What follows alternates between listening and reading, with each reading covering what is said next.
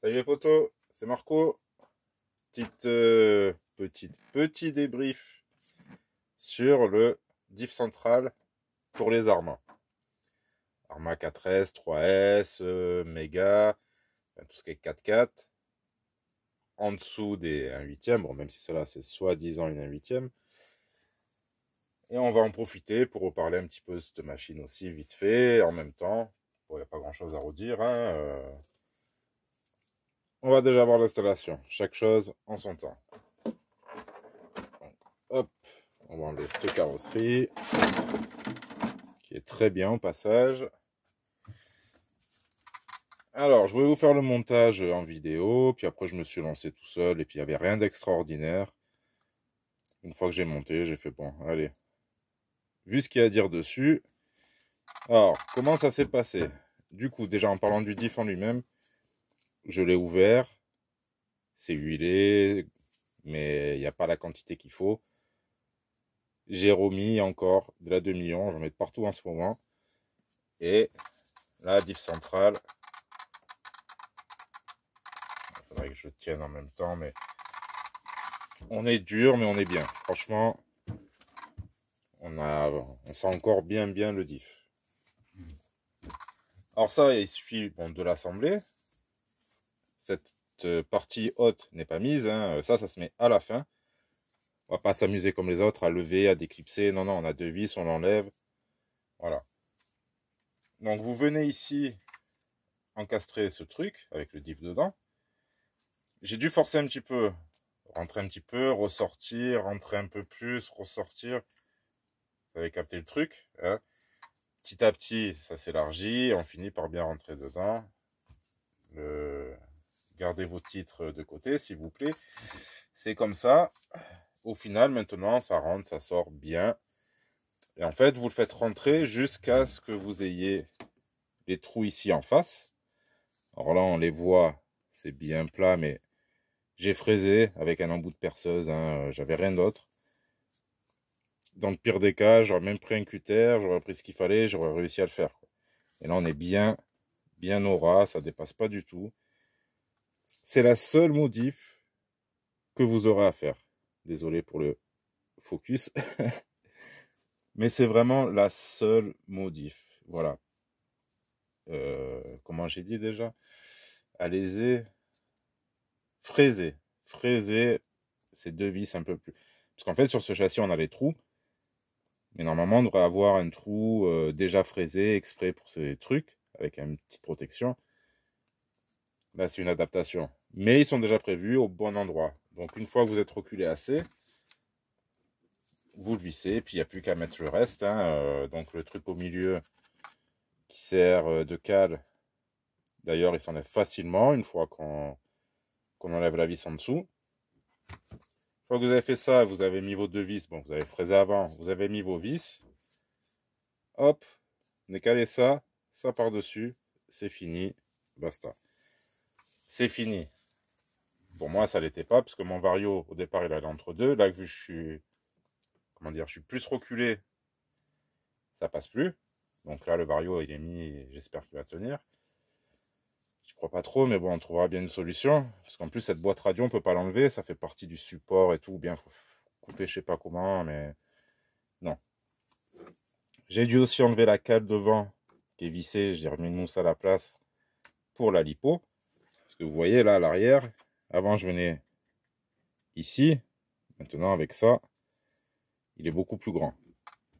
L'arbre de transmission, rien de changé. Le roulement, hop, on va essayer de vous montrer. Vous voyez, il y a la butée, celle-ci là. Alors je vais voir, normalement, en décalant mon porte-roulement d'un cran, je devrais retomber dessus. Mais sinon, comme ça me gêne pas non plus, hein. Je pense pas qu'il ira se balader ce roulement. Roulement AliExpress, hein. Donc voilà. Et bon, après, ça fait un peu plus de bruit, hein, couronne métal. Là, donc je suis en 57 et pignon de 27. Ouais. 27. Alors, ce qui est bien, on va revenir sur les petits bons points de cette machine. Déjà, on a une bonne solidité de l'ensemble. Le seul truc que j'ai cassé, j'y reviens. Vous voyez, c'est une partie du châssis au niveau de la sangle. Ça fout les boules quand même, hein. Bon, ça va pas attaquer en dessous, mais ça s'est arraché là. Ça, c'est un peu dommage. C'est le seul truc, et le cerveau de direction que j'ai changé évidemment. Donc ce qui est bien, c'est qu'on a une radio avec un récepteur à part, c'est pas du 2 en 1, comme sur beaucoup de méga Arma. La radio SLT3, c'est pas trop mal, moi j'aime bien, simple, efficace. Donc après, oui, le diff, le zipper d'origine, pas top. Donc ça, maintenant c'est réglé vraiment pas cher. Après là, la différence c'est le poids. Bon, c'est vrai que le troisième diff c'est beaucoup plus lourd.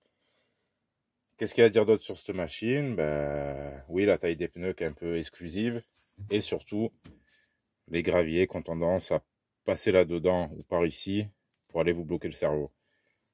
Moi, j'aurais bien remis les roues un peu terre pour aller faire, comment dire, aller sur le stabilisé. Mais j'ai peur que je vais vraiment perdre la direction en 2-2.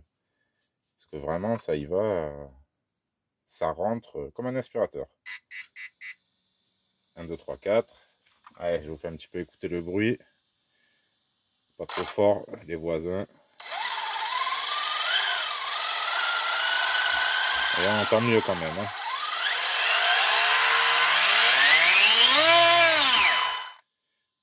Voilà. Bon. J'ai baissé la vitesse de pointe, enfin je pense, mais elle est énervée quand même. Hein. 36-70 et 3050 kV en 4S. Je pense que le diff central il va être bien mis à contribution. Point fort toujours de la machine, sac à roue.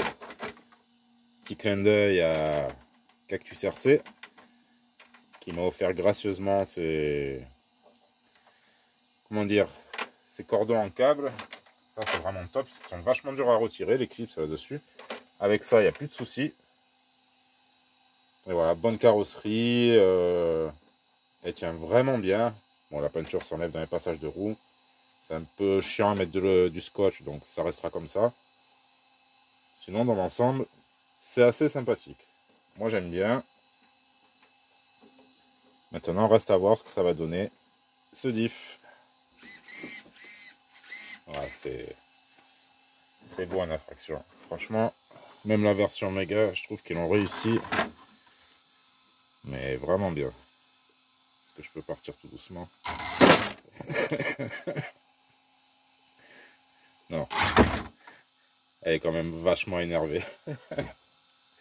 Bon allez, au lieu de faire n'importe quoi au fond de ma cave là, je vais éteindre tout ça. Et je pense que vous allez l'avoir roulé. On va voir ce que ça donne ce diff. Après je vais pas faire 300 packs. C'est pas le but non plus. Les pneus là-dessus ça coûte cher. J'ai qu'un train d'avance. Mais on va voir. Et si mon réglage est bon, je pense que oui. Mais 2 millions. Il va falloir que j'en reprenne d'ailleurs. Parce que c'est vite parti. Bon, avec ça, je fais encore 2-3 véhicules. Et c'est fini. Bon, 3 ou 4. Allez. Bon, sur ce, troisième diff. Les gars, ceux qui ont... Ah oui, oui, oui. Non, non. Bah, il fallait rester jusqu'au bout. Moi, ça s'est installé parfaitement. Par contre, j'ai vu certains, je pense que c'est sur des granites ou des santons, des trucs comme ça, des anglophones, hein, ils limaient au niveau du passage de la couronne. Moi ici, bah là où il y avait le zipper, c'était déjà incurvé sur le châssis. Donc je ne sais pas, par contre, moi la couronne, elle passe nickel. J'ai déjà redémonté et tout, il n'y a aucune trace, rien. Pas besoin de toucher plus au châssis que les 2 fraisages en dessous. J'ai complètement oublié de le dire, c'est un des trucs les plus importants. Mais bon. Au moins, c'est fait. Allez, poteau, je vous laisse tranquille. Et à bientôt pour la suite. Je vous souhaite à tous.